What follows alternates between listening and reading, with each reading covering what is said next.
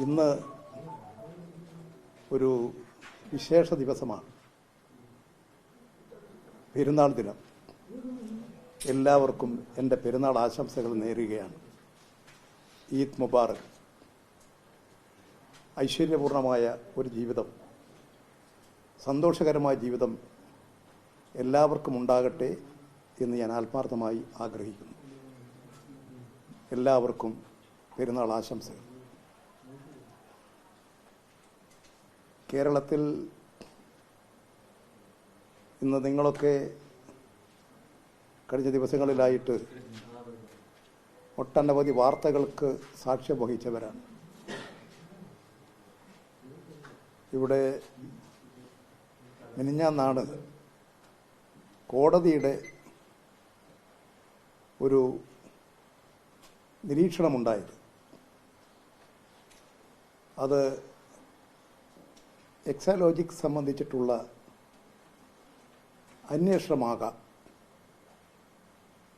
അങ്ങനെ ഒരു കോടതി നിരീക്ഷണം ഉണ്ടായപ്പോൾ മിനിഞ്ഞാന്ന് വൈകുന്നേരമാണ്.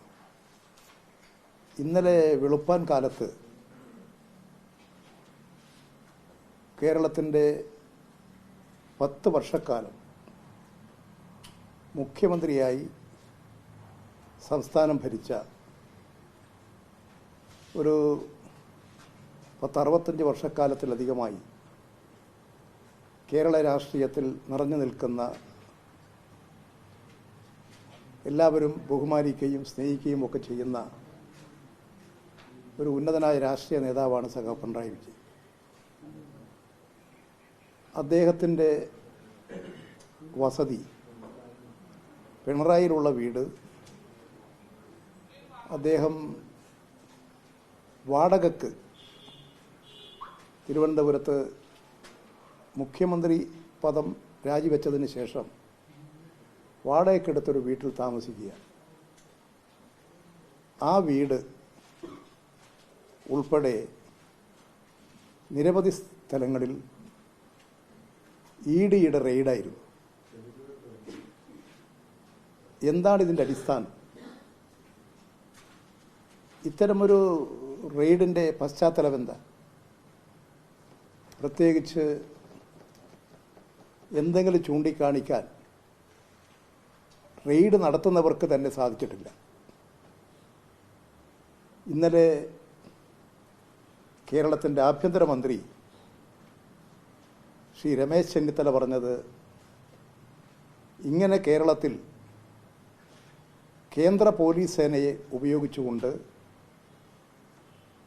ഇത്രയും വ്യാപകമായ നിലയിൽ ഏതാണ്ട് 10-12 കേന്ദ്രങ്ങളിൽ റെയ്ഡ് നടത്തുന്ന, ഇഡി റെയ്ഡ് നടത്തുന്ന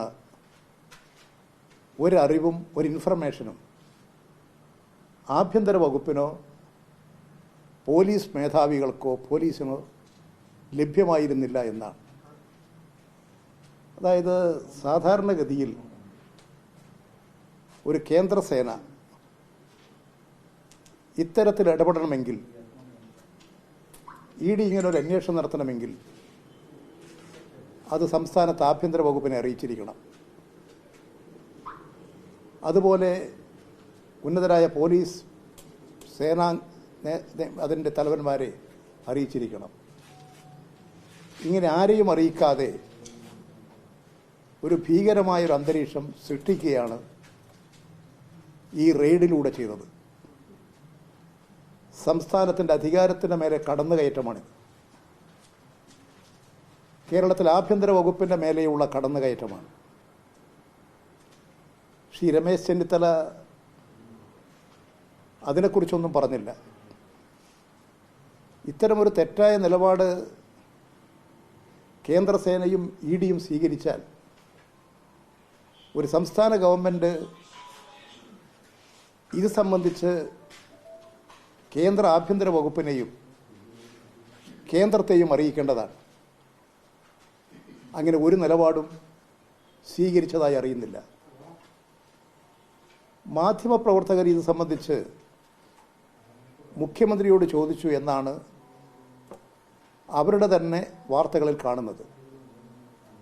അദ്ദേഹത്തിൽ നിന്ന് ഒരു പ്രതികരണവും ഉണ്ടായതായി കാണുന്നില്ല.